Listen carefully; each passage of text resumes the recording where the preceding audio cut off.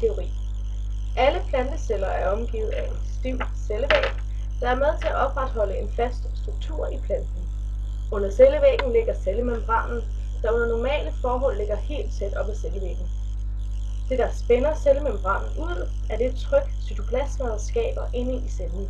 Dette tryk kaldes turgortrykket, eller saftspænding. Hvis cellen mister vand, vil trykket i cellen falde, og cellemembranen vil trække sig sammen. Dette kan mærkes ved, at planten bliver blødere, som for eksempel en kartoffel, der har ligget for længe. Den yderste, vi ser her af cellerne, har et lavt turgortryk, ergo ser det ud som om, at cellen har trukket sig sammen. Den midterste celle ser vi et normalt turgortryk, hvilket gør, at cellemembranen går helt ud til cellevæggen. Den sidste celle ser vi en celle, hvor turgortrykket er højt, derfor er den mere udspændt, og cellevæggen har givet sig. Planteceller kan miste væske på flere måder. Den mest almindelige er ved simpel fordampning. Den anden måde, som vi vil benytte her, er osmose. Osmose afhænger udelukkende af koncentrationen af andre stoffer, ikke af stoffernes størrelse. Vand kan diffundere over cellemembranen og cellevæggen, mens de andre stoffer ikke kan passere. Man siger med andre ord, at cellemembranen og cellevæggen er halvt gennemtrængende. Vi vil forsøge at illustrere osmoseprocessen ved at placere kartoffelceller i vand med forskellige koncentrationer af salt. Inden vi går i gang med forsøget, skal vi lige have de forskellige typer osmose, der er. Hvis saltindholdet i vandet er højere end i cellen, så vil vandet søge ud af cellen. Det kaldes hypertonisk.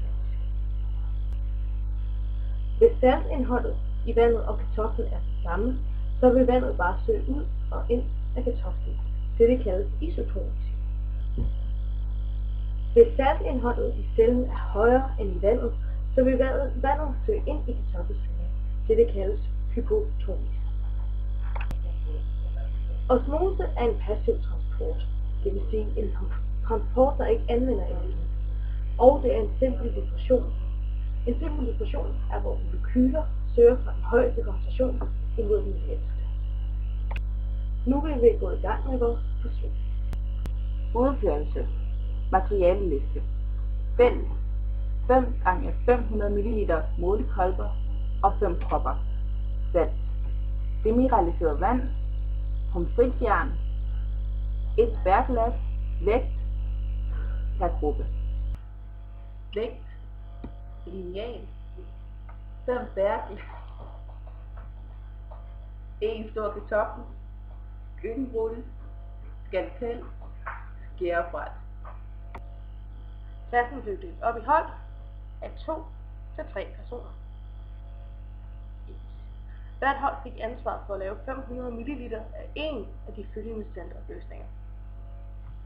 Salt 5 gram per liter, 10 gram per liter, 20 gram per liter, 30 gram per liter, 40 gram per liter. Med andre ord fik vi delt op, så det var det halvdelen af hvad der skulle måles. Så det vil sige, at de 5 gram per liter blev til 2,5 gram per 500 ml. 10 gram blev til 5 gram per 500 ml. 20 gram blev til 10 gram per 500 ml. 30 gram blev til 15 gram per 500 ml. Og 40 gram blev til 20 gram per 500 ml. Det tog lidt længere tid at lave de saltopløsninger, end regnet med, måtte Karina, daværende lærer og underviser, træde ind og lave saltopløsningen 20 gram til 500 ml. Det bestemte antal gram blev hældt op i den bestemte kolbe, og derefter blev vand hældt i til et afmærket punkt. Dette punkt betød, at man var ved 500 ml. Det var vigtigt, at saltet var helt opløst. Dette gjorde man ved at putte en prop på kolben og ryste kolben til alt var opløst. Opløsningerne var nu fælles for hele klassen. Derefter skulle hvert hold fremstille 5 ens pomfrit, helst fra den samme kartoffel. Enderne blev skåret rene og skal.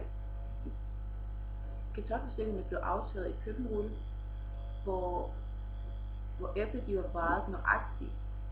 Derefter skulle man vurdere konsistensen af hver kartoffelstykke, om den var blød, hvid eller hård. Og så blev resultaterne skrevet ned i skemaet. Kartoffelstykkerne blev anbragt i bæreglas, og de tilhørende saltopløsninger blev hældt over på samme tidspunkt. Nu skulle bæreglassen stå i 25 minutter. Kartoffelstykkerne blev taget op, konsistensen var derefter bedømt og noteret i skemaet. Kartoffelstykkerne blev aftaget i køkkenrulle, som set på billedet her, med samme grundighed som punkt 2. De blev afvejet, og resultaterne indført i skemaet.